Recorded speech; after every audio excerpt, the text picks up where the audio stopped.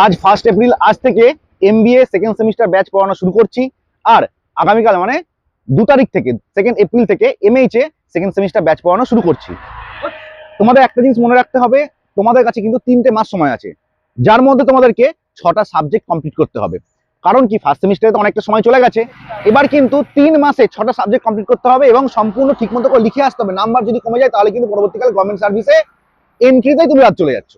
তো যারা ভালো নম্বর তুলতে চাও এবং ভালো চাকরি পেতে চাও, তারা খুব তাড়াতাড়ি টিউশনের জন্য আমার সঙ্গে যোগাযোগ করো।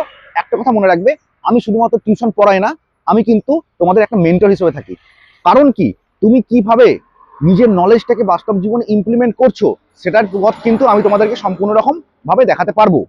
কারণ কি, একটা জিনিস তোমরা ভালো মতো জানো, পড়লে নাম্বার পারবে, চাকরি পারবে না। চাকরি পেতে গেলে তোমাকে কাজটাকে বাস্তব জীবনে ইমপ্লিমেন্ট করাটা জানতে হবে, আর ইমপ্লিমেন্ট করাটাকে আমি তোমাদের শেখাবো। তোমরা যারা আমার কাছে প্রিভিয়াসলি পড়েছো, ফার্স্ট সেমিস্টারটা পরীক্ষা তারা দিয়েছো, তারা সবাই জানো যে আমি কিন্তু যেসব নোটপত্রগুলো দিয়েছি বা যেসব সাজেশন দিয়েছি বা প্রিভিয়াস ইয়ারের কোশ্চেন পেপার যেগুলো তোমাদেরকে সলভ করিয়েছি, সেগুলো কিন্তুই পরীক্ষায় এসছে। মানে আমার কাছে পড়লে তুমি কিন্তু 100% কমন পাবে, এটুকু তুমি মাথায় রাখতে পারো। সেকেন্ড সেমিস্টারেও আমি সেভাবেই পড়ানোর চেষ্টা করছি, যাতে তোমরা এই কম সময়ের মধ্যেও নিজেকে তৈরি করে নিতে পারো এবং ভালো একটা নাম্বার পাও।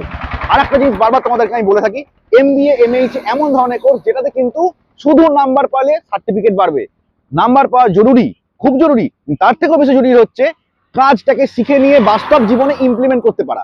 তো আর দেরি না করে তাড়াতাড়ি ডেসক্রিপশন বক্সে আমার ফোন নাম্বার দেওয়া আছে, ফোন করো, সম্পূর্ণ গাইডেন্স আমি দেবো, সঙ্গে থাকো।